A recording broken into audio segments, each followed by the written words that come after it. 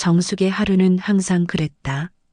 새벽같이 일어나 남편이 좋아하는 콩비지찌개를 끓이고 아침 볕에 보송하게 말린 빨래를 갤 때마다 삶은 늘 평화롭고 한결같았다.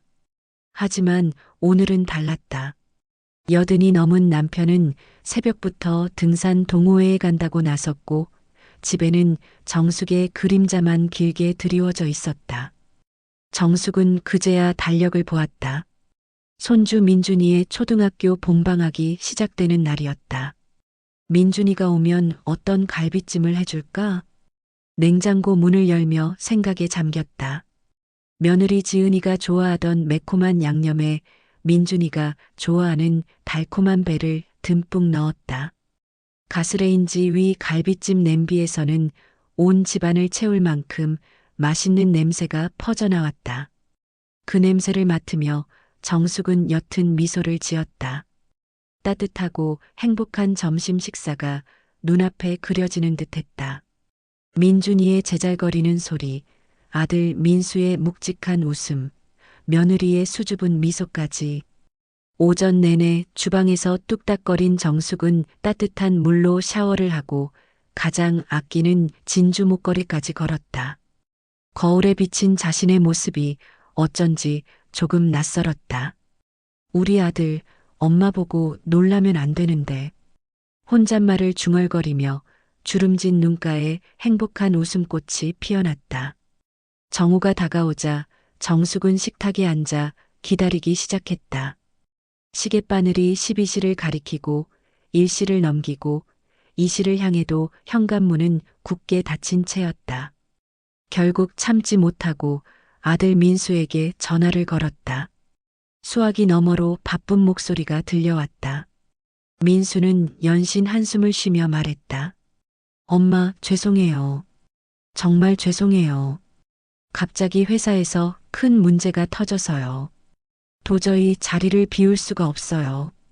민준이도 학원에서 보충 수업이 잡혀서 못 가게 됐다고 하네요. 다음 주에 꼭 갈게요. 정말 죄송해요. 민수의 말에 정숙은 아무 대답도 하지 못하고 통화가 끊기기를 기다렸다. 그래, 회사가 먼저겠지. 바쁜 아들인데. 마음속으로 스스로를 위로하려 애썼지만 목구멍까지 차오르는 서운함은 숨길 수 없었다. 통화가 끝난 뒤 정숙은 힘없이 휴대폰을 내려놓았다. 식탁 위에는 덩그러니 놓인 숟가락과 젓가락이 정숙의 마음처럼 덩그러니 놓여 있었다. 따뜻한 김이 피어오르던 갈비찜은 그 온기만큼이나 정숙의 마음을 차갑게 식혔다. 정숙은 조용히 숟가락을 집어들고 홀로 앉아 밥을 먹기 시작했다. 짭짤하고 달콤한 갈비찜의 맛이 느껴지지 않았다. 그저 목구멍으로 무엇인가를 넘기고 있다는 사실만이 희미하게 인식될 뿐이었다. 그 순간 거실벽에 걸린 괴종시계의 초침 소리가 유난히 크게 울리는 오후였다. 똑, 똑, 똑. 시계 소리는 마치 정숙의 외로움을 세는 것처럼 들렸다. 밥을 먹는 둥 마는 둥 식탁을 정리한 정숙은 멍하니 창밖을 바라보았다. 옆집 젊은 부부는 아이와 함께 마당에서 뛰어놀고 있었고 그 모습을 보는 정숙의 가슴은 서서히 시려왔다. 나는 왜 이렇게 외롭지? 그녀는 자신이 늙었다는 사실을 새삼스레 깨달았다. 자식에게 짐이 되는 것 같았고 홀로 남겨진 것 같은 기분이 들었다. 그녀의 등 뒤로 드리워진 그림자가 유난히 길어 보였다. 그날 밤 정숙은 거실 소파에 몸을 파묻고 앨범을 꺼내 보았다. 낡은 종이 냄새가 코끝을 스쳤다. 앨범 첫 장에는 젊은 시절 남편과 다정하게 찍은 흑백 사진이 있었다. 두 사람은 활짝 웃고 있었다. 다음 장을 넘기자 갓 태어난 아들 민수와 행복해하던 자신들의 모습이 보였다. 정숙은 사진을 쓰다듬으며 눈물을 글썽였다. 앨범은 시간이 흐르며 사라진 온기를 잊지 않고 담고 있었다. 앨범을 덮자 다시 차가운 현실의 정적이 정숙을 감쌌다. 그녀는 침대에 누워 천장을 바라보았다. 삶의 갈피를 잃고 표류하는 작은 배처럼 그녀의 마음은 방향을 찾지 못하고 있었다. 정숙의 무기력한 오후는 동창의 안내 문자로 깨졌다. 김정숙 여사님, 오고등학교 40년 만에 동창회에 초대합니다. 한동안 잊고 살았던 학창시절의 기억들이 물밀듯이 밀려왔다. 그때의 정숙은 지금처럼 외롭지 않았다. 친구들과 왁자지껄 떠들며 미래를 꿈꾸던 활기 넘치고 웃음 많던 소녀였다. 나도 그때의 나로 돌아갈 수 있을까? 정숙은 망설였다. 쭈글쭈글해진 손과 깊게 패인 주름살을 보며 고개를 저었지만 이내 새로운 희망이 샘솟는 것을 느꼈다. 어쩌면 그 시절의 친구들을 만나면 이 답답한 마음을 조금이라도 풀 수 있을지 모른다는 생각에 정숙은 며칠 뒤 동창회 장소로 향했다. 고급스러운 호텔 연회장은 오랜만에 만난 중년 남녀들로 가득했다. 왁자지껄한 소음이 귓가를 때렸다. 정숙은 그 활기찬 분위기가 어색했다. 누군가에게 말을 걸 용기가 나지 않아 구석에 앉아 그저 시간을 보냈다. 대부분의 친구들은 성공한 사업가나 전문직으로 보였고 그들의 화려한 옷차림과 자신감 넘치는 웃음소리는 정숙의 마음을 더욱 초라하게 만들었다. 내가 여긴 왜 왔을까? 후회하며 자리에서 일어나려던 그때였다. 김정숙, 나를 기억하겠나? 묵직하고 익숙한 목소리가 들려왔다. 정숙은 고개를 들었다. 눈앞의 남자는 40년 전 그녀의 첫사랑 박성호였다.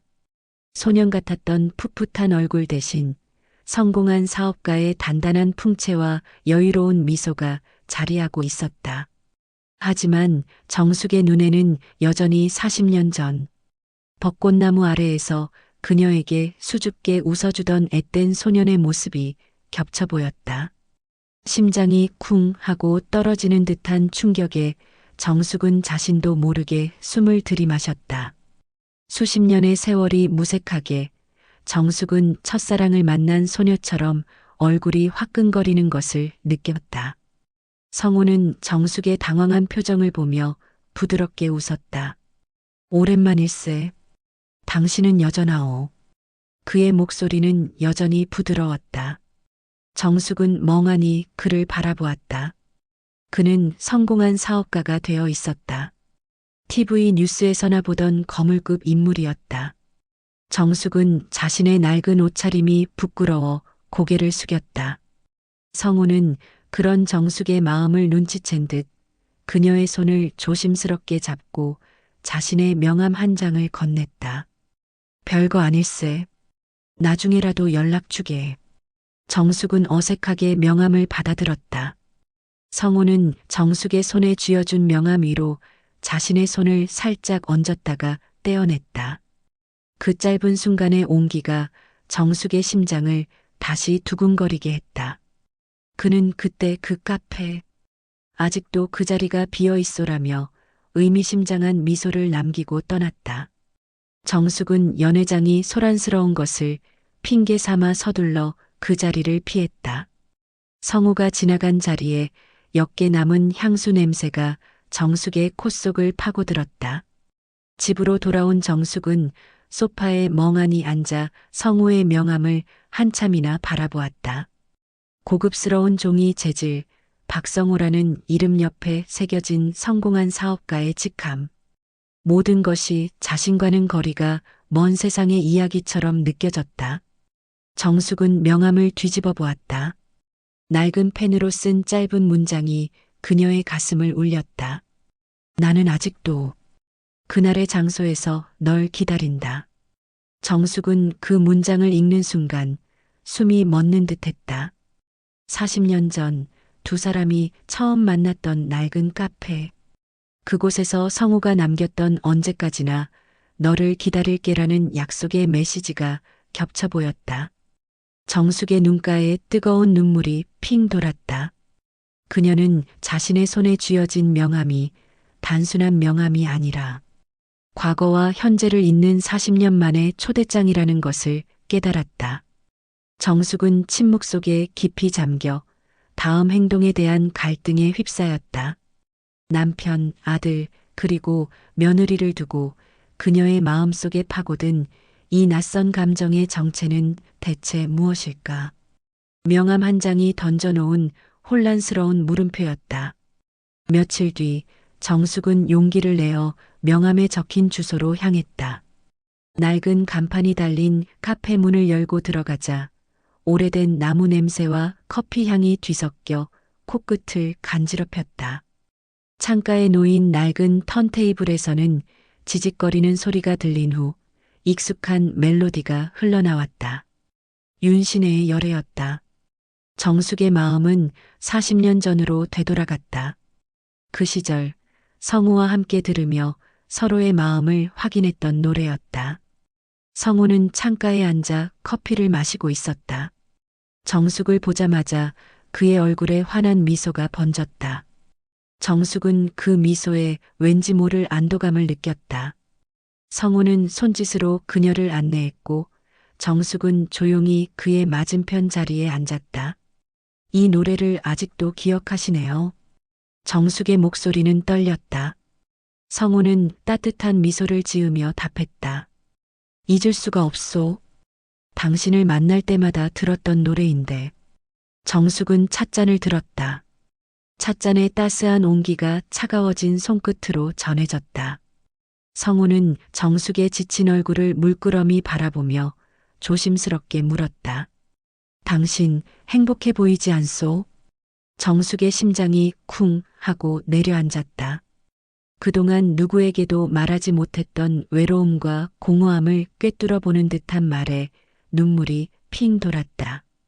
그녀는 자신의 삶을 솔직하게 털어놓기 시작했다. 남편은 등산 동호회에, 아들은 회사에, 며느리는 육아에, 모두가 각자의 삶에 바빠 정숙의 자리는 더 이상 없는 것 같다고. 식탁은 갈수록 비어가고 자신은 마치 투명 인간이 된 것 같다고. 성우는 아무 말 없이 정숙의 이야기를 들어주었다. 그의 눈빛은 깊고 따뜻했다. 정숙은 그 눈빛에서 위로를 느꼈다. 정숙의 이야기가 끝나자 성우는 자신의 찻잔을 내려놓고 정숙의 손을 조심스럽게 잡았다. 내가 당신을 만나러 여기까지 왔소. 40년 전 그때 당신을 보내지 말았어야 했어. 내 남은 생은 당신을 위해서 쓰고 싶소. 행복하게 해주고 싶소. 성우의 목소리는 진심으로 가득 차 있었다. 정숙은 망설였다. 지금껏 지켜왔던 삶의 궤도를 벗어나는 선택이었다. 하지만 그의 손에서 느껴지는 온기는 너무나도 따뜻했고 그녀의 마음속 깊은 곳에 억눌려왔던 외로움을 단번에 녹여주는 듯했다. 정숙은 잠시 망설였지만 이내 마음을 열고 그의 손을 꼭 잡았다. 그 온기가 정숙의 심장으로 퍼져나가는 것을 느꼈다. 40년 동안 억눌려왔던 감정들이 파도처럼 밀려왔다. 이게 맞는 걸까? 하지만 괜찮아. 나는 지금 이 순간만큼은 행복해. 카페 창밖으로는 늦은 오후의 햇살이 부서지고 있었다. 그 햇살 아래 성우의 손을 잡은 정숙의 얼굴에는 오랜만에 진정한 미소가 피어났다. 그들의 사랑은 다시 시작되고 있었다. 하지만 이 행복은 너무나도 연약했고 어딘가에서 엿보이는 그림자처럼 위태로워 보였다. 40년 만에 다시 찾은 행복, 그 행복을 지키기 위한 정숙의 싸움은 지금부터였다. 정숙은 침대에 멍하니 앉아 손에 들린 휴대폰을 내려다보았다. 내가 늙은이와 불륜을 저지르는지 이제 모두 알게 될 거야. 섬뜩한 문장과 함께 첨부된 사진 한 장. 성우와 함께 다정하게 거리를 걷던 자신의 모습이 너무나 선명했다. 심장이 쿵쾅거렸다. 마치 누군가 자신의 가슴을 짓밟는 듯한 고통이 몰려왔다. 정숙은 조용히 사진을 확대했다. 사진 속에는 자신과 성호의 뒷모습이 찍혀 있었지만 주변의 배경과 빛을 통해 사진을 찍은 시간이 자신들이 카페를 나선 직후라는 것을 직감적으로 알 수 있었다. 대체 누가? 정숙의 머릿속은 복잡하게 얽혔다. 성호와 만난 것을 아는 사람은 아무도 없었다. 동창회에서 잠시 성호를 만난 것 외에는 그 누구에게도 알리지 않은 은밀한 만남이었다. 정숙은 떨리는 손으로 전화번호를 확인했다. 낯선 번호였다. 정숙은 그 즉시 번호를 차단하고 사진을 삭제했다. 하지만 마음은 진정되지 않았다. 정숙은 거실로 나와 소파에 주저앉았다. 심장이 목구멍까지 차올라 숨을 쉬기 힘들었다. 그때 현관문이 열리고 남편 영식이 들어왔다. 등산 동호회 모임이 끝난 모양이었다. 영식은 땀을 뻘뻘 흘리면서도 얼굴은 환했다. 여보 왔어? 땀 좀 식히고 밥 먹어요. 정숙은 억지로 미소를 지으며 일어났다. 영식은 정숙의 안색이 좋지 않은 것을 눈치채고 걱정스러운 표정으로 물었다. 여보, 어디 아픈 거 아니지? 얼굴이 왜 이렇게 창백해? 정숙은 고개를 저으며 아니야, 괜찮아. 라고 대답했지만 영식의 따뜻한 눈빛이 정숙의 가슴을 더욱 옥죄는 것 같았다. 이 사람에게 죄를 짓는 것 같아. 내가 지금 무슨 짓을 하고 있는 거지? 정숙은 죄책감과 공포에 휩싸였다. 밥을 먹는 내내 정숙은 휴대폰이 울릴까봐 가슴을 졸였고 영식의 말 한마디 한마디에 가시방석에 앉은 것처럼 불안했다. 다음 날 정숙은 아무렇지 않은 척 평범한 일상을 보냈다. 청소를 하고 시장을 보고 점심을 먹었다. 하지만 마음은 계속해서 불안했다. 협박범은 누구일까? 라는 생각은 정숙의 머릿속을 떠나지 않았다. 그때 휴대폰에 모르는 번호로 문자가 한 통 더 도착했다. 정수가 나야. 순자, 어제는 너무 놀랐지? 너랑 성우가 그렇게 다정하게 걸어가는 걸 보고 얼마나 놀랐는지. 혹시 무슨 일이라도 있는 거니? 정숙은 문자를 읽고 숨이 멎는 듯했다. 순자? 이순자? 그날 동창회에서 만난 친구 이순자였다. 정숙은 믿을 수 없었다. 순자는 늘 자신에게 친절하고 다정하게 대해주던 친구였다. 그런데 순자가 자신을 협박하고 있었다니. 정숙은 떨리는 손으로 순자에게 전화를 걸었다. 수화기 너머로 순자의 목소리가 들려왔다. 정수가 정말 놀랐지? 내가 성우랑 그렇게. 사실은 나도 힘들었어. 너희가 행복하게 웃는 걸 보니까. 난 평생을 고생만 하며 살았는데 너는 여전히 행복해 보여서. 순자의 목소리에는 질투와 서운함이 가득했다. 정숙은 순자의 말을 듣고 마음이 무너지는 것 같았다. 하지만 이내 분노가 치밀었다. 순자야, 너 지금 나를 협박하는 거니? 협박이라니? 무슨 소리야? 난 그저 내가 걱정돼서 그런 거지. 하지만 세상 사람들은 그렇게 생각하지 않을 거야. 내가 지금 남편을 두고 다른 남자와 만난다는 사실을 알면 내 아들은 너를 어떻게 생각할까? 며느리는? 순자의 목소리에서 싸늘한 비수가 느껴졌다. 정숙은 더 이상 말을 할 수 없었다.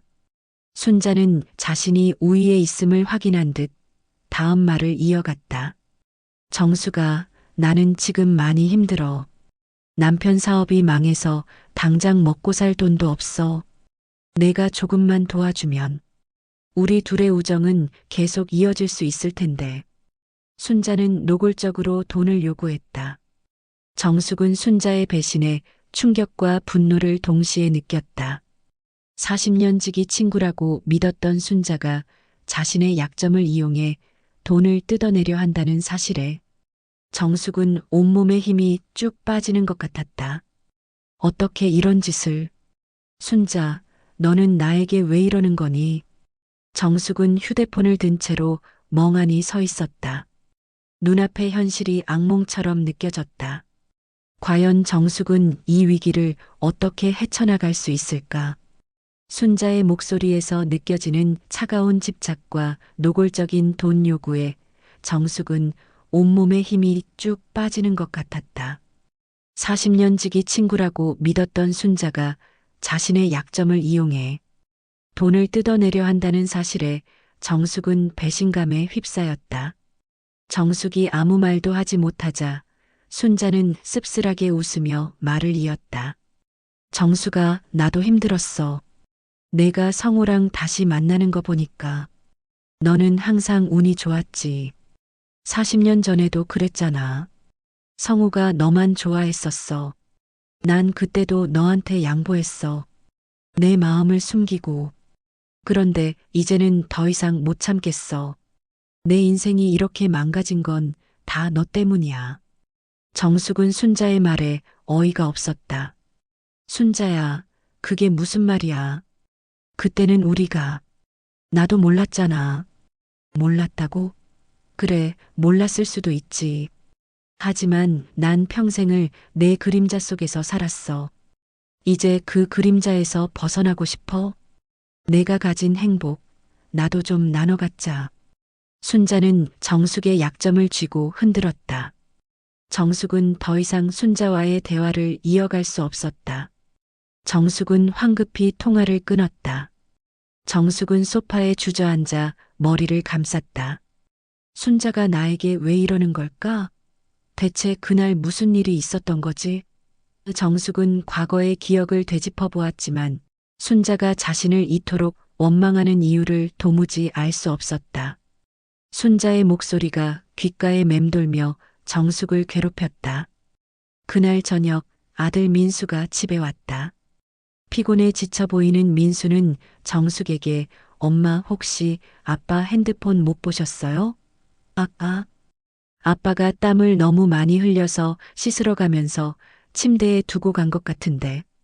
라고 물었다. 정숙은 아들의 말에 순간 몸이 굳었다. 아니, 못 봤는데. 침대에 잘 있겠지. 정숙은 불안한 눈빛으로 민수를 바라보았다. 민수는 정숙의 굳은 얼굴을 보며 의아하게 생각했다. 엄마가 왜 저렇게 불안해하지? 민수는 침실로 들어가 아버지의 휴대폰을 찾았다. 영식의 휴대폰은 침대 옆 협탁에 놓여 있었다. 그때 알림 메시지가 하나 도착했다. 잠금 화면에는 발신자 없이 어르신, 이거 보시면 정말 놀라실 겁니다. 라는 문구와 함께 사진 파일이 첨부되어 있었다. 민수는 호기심에 잠금 해제 버튼을 눌렀다. 화면 가득 한중년 남녀의 다정한 뒷모습이 보였다.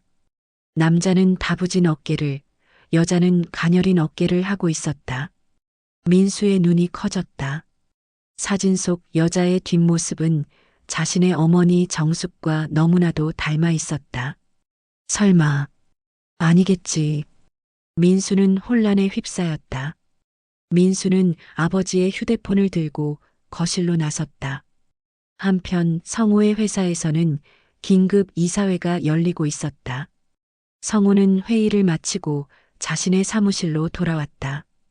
그의 얼굴은 차갑게 굳어 있었다. 성우는 자신의 비서에게 내 휴대폰 좀 갖다 주게. 그리고 이 건물 외부인 출입 기록 전부 가져와. 라고 지시했다. 비서가 사무실을 나간 후 성우는 창밖을 내다보았다. 대체 누가 내 뒤를 쫓고 있는 거지? 그때 사무실 문이 조심스럽게 열리고 성우의 딸 미경이 들어왔다. 미경은 성우가 평소와 달리 초조해 보이는 것을 눈치챘다. 아버지, 무슨 일 있으세요? 안색이 너무 안 좋으세요. 성우는 미경을 보고 억지로 미소를 지었다. 아니, 별일 아니야. 회사가 좀 바빠서 그렇지. 그때 성우의 휴대폰이 울렸다. 낯선 번호였다. 성우는 미경의 눈치를 살피며 전화를 받았다. 수화기 너머에서 들려오는 목소리는 성우를 향해 거침없이 비수를 꽂았다. 박성우 회장님, 40년 전 그날 우리 아버지가 왜 죽었는지 아세요? 당신 때문에. 성호는 말을 잇지 못하고 입술만 파르르 떨었다. 미경은 아버지를 물끄러미 바라보았다. 아버지는 누군가에게 협박당하는 것처럼 보였다. 미경은 조심스럽게 사무실을 나섰다. 아버지, 무슨 일이 있으신 거예요? 미경은 불안한 마음을 감출 수 없었다.